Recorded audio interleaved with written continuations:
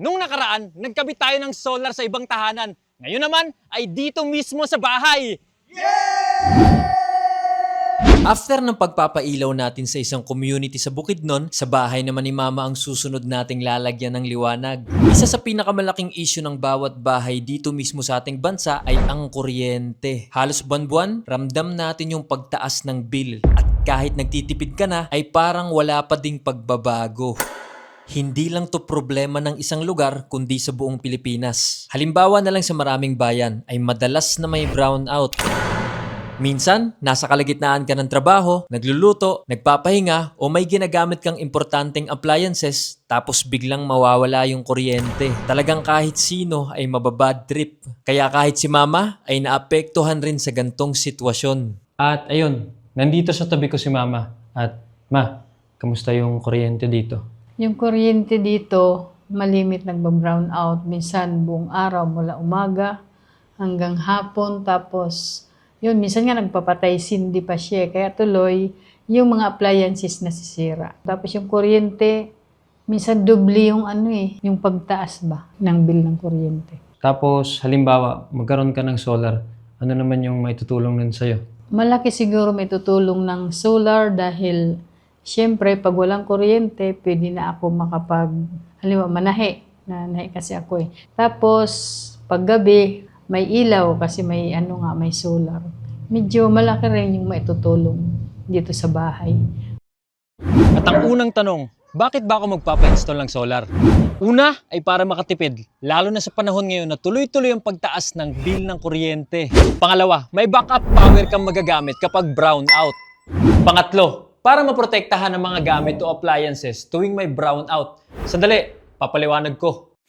Kapag bumabalik ang kuryente pagtapos ng brownout, minsan nagkakaroon ng spike o paghina ng bigay ng kuryente sa mga gamit na nakakasira naman sa mga appliances gaya ng TV, ref, aircon, washing machine, computer at marami pa. At ang panghuli ay ang long-term investment. Sa totoo lang, hindi lang tutungkol sa panandali ang pagtitipid. Habang tumatagal, pataas ng pataas ang presyo ng kuryente. Kaya imbis na umasa lang sa electric company, bakit hindi natin gamitin ang libreng enerhiya mula sa araw? Oo, gagastos ka para magpa-install, pero sulit at long-term din naman ang balik nito. Kaya naman, dito na ako nag-decide na magpakabit. At yun, nagsisimula na silang magtrabaho sa taas. At para magkaroon kayo ng idea sa lahat ng to, ay itutur ko kayo step by step mula sa pagkabit ng solar hanggang sa pagpapailaw ng buong bahay. Una ay ang pagkakabit ng mga solar panels sa bubong. Kailangang matibay pero maingat ang pagkakalagay. At napaka-importante din na tama ang pwesto ng panels para mas malakas ang makukuhang energy. Itong panel na to sa harapan ko, ang nag-a-absorb ng power galing sa araw. Hindi rin basta-bastang trabaho ang pag-install nito. Kailangang maingat ang pag-akyat sa mga panel. Di rin biro, lalo na tirik ang araw. At bukod sa init, isa rin sa pinaka-importante dito ay ang safety. At dahil nasa bubong ang trabaho, ay kailangang sigurado ang bawat galaw. Kaya kasama natin ngayon si Engineer Solarista para mag-guide at masigurong safe, maayos at tama ang installation ng buong solar dito sa bahay. Engineer, meron silang tanong. Ilang araw ba ang usual na pag-install ng solar? So, depende pa rin yun sa dami ng panel na install natin. Pero normally, kung 6 kilowatt lang at saka 10 panels, it takes 3 days or 2 days sa pag-install. Yun, mabilis. At ayan, panghuling panel na.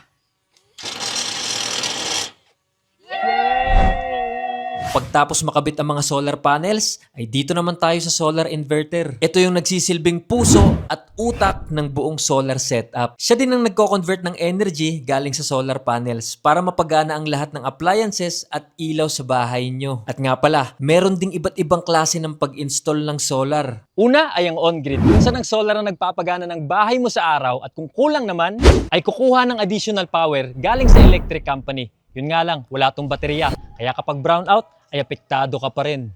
Sunod ay ang off-grid, kung saan 100% kang nakarely sa solar power using battery. Perfect sa gustong sa enerhiya lang ng araw nakadepende at gusto makipaghiwalay sa electric company nila.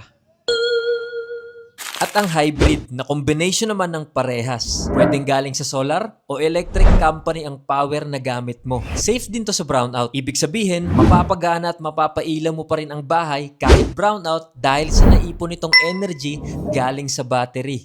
Kung benefits naman ang pag-uusapan, malaking advantage talaga kapag may solar power ka sa bahay. Lalo't pag maganda yung setup, kagaya na lang nung sa atin na umabot ng 5 kilowatt. Kaya malaki-laki rin ang capacity nito para makatulong sa pang-araw-araw na konsumo ng kuryente.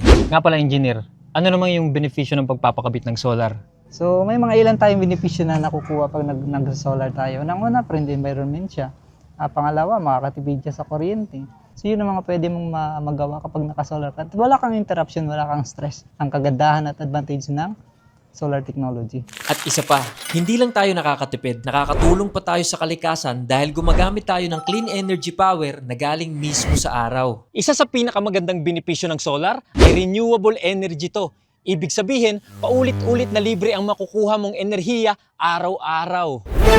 Bukod doon, ay hindi naglalabas ng polusyon sa hangin ng solar power. Hindi gaya ng gamit natin ngayon sa bahay na galing sa fossil fuel kung saan sinusunog nito ang uling at gas na nagpuproduce naman ng mapanganib na polusyon sa hangin na sumisira sa kalusugan ng tao at sa kalikasan.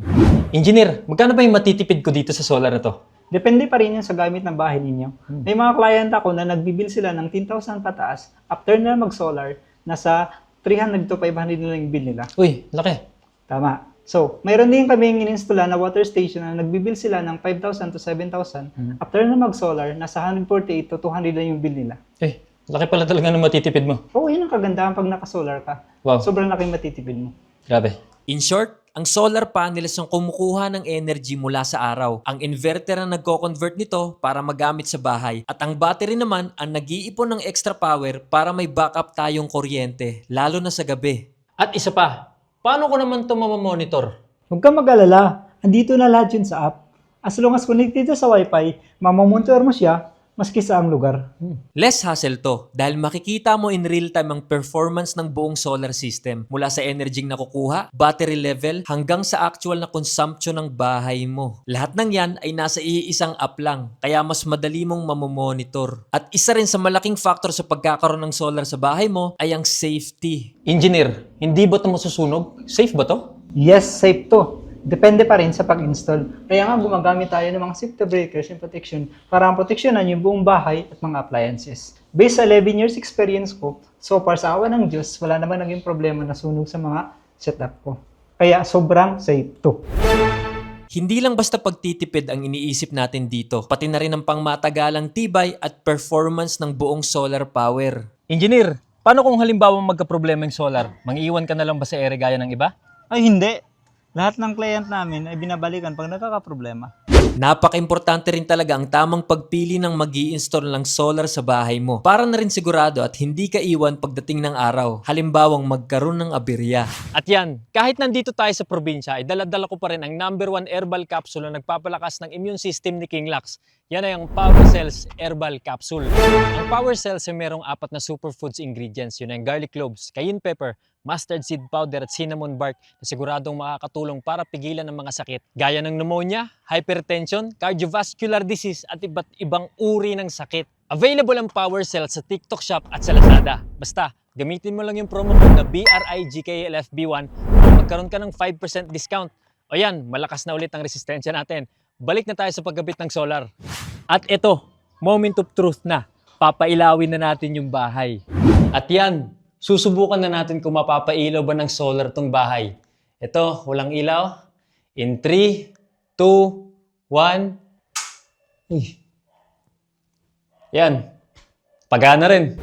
Mula sa ilaw sa sala, kusina, hanggang sa labas ay maliwanag na ang buong bahay gamit lang ang solar power. Hindi lang siya basta ilaw dahil para sa akin, malaking tulong na to. Lalo para kay mama na matagal nang namomroblema pagdating sa kuryente. Isa din to sa matagal niya ng gusto. Sa totoo lang, maraming nanay ang nangangarap na balang araw ay tulungan sila ng anak nila kaya ito ang ginagawa ko. Tulad ng mga nakaraang taon na inuna ko ang nanay ko at binuhos ang kita ko sa pagbablog, mapagawan lang siya ng sariling bahay na kahit ako mismo ay wala pa. Yung i-provide yung pangangailangan niya At ngayon naman ay etong libreng kuryente. Kaya malaking bagay sa akin to. Dahil din dito ay mas makakatipid na siya ng kuryente at di mangangamba kapag may brownout. Kaya salamat Lord. Gusto kong magpasalamat kay Engineer Solarista at sa team niya sa napakagandang setup at smooth transaction. Sa mga gustong magpakabit, pwede nyong i-check ang page nila. Importante talaga na trusted installer ang kunin natin para mas solid at mas may assurance ka. Ano naman bang lugar kayo nagkakabit ng solar? Nagkakabit kami ng solar sa Samar at Leyte at buong Region 8. At may plano kayong mag-expand, baka sa susunod, dyan naman kami sa lugar ninyo. At ito, magbibigay pala tayo ng discount sa mga mag-share nitong video. At yan, sa wakas, meron na din tayong solar dito mismo sa bahay. Salamat Lord at God is great.